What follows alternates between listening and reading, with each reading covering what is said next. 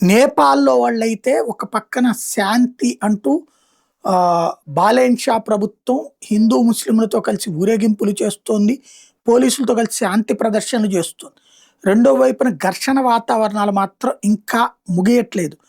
ఏదైతే అప్పట్లో బాలెన్ షా ప్రభుత్వం అధికారంలోకి రావడానికి ఉన్నటువంటి ఓలీ శర్మ ప్రభుత్వం కూలడానికి జంజీ ఉద్యమం పేరుతో హడావిడి చేసినటువంటి కార్పొరేటర్ ఎవడైతే ఉన్నాడో ward chairman Shohab Anwar municipal chairman వీడు జంజీ అన్నటువంటి పేరుతో ఆ రోజున హిందూ ఆడపిల్లల మీద కూడా దాడులు చేశాడు.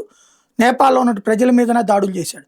ఇప్పుడు అప్పటి జంజీ ఉద్యమానికి ఇప్పుడు రివోల్ట్ అవుతున్నది అనుకుంటా. హిందువులు ఆ ఇంటి మీద దాడి చేసి వాడి ఇంటి మీద తాజాగా తగలబెట్టినటువంటి ఉదంతం చోటు చేసుకుంటోంది. అప్పట్లో మత ఉన్మాదాన్ని జంజీ మాటున కంట్రోల్ చేసి కవర్ చేసే ప్రయత్నం చేస్తే ఇప్పుడు ఆ మత ఉన్మాదం కారణంగా కన్వర్ యాత్ర మీద జరిగిన దాడికి ప్రతీకారంగా హిందువులు రివర్స్ అటాక్ చేశారు.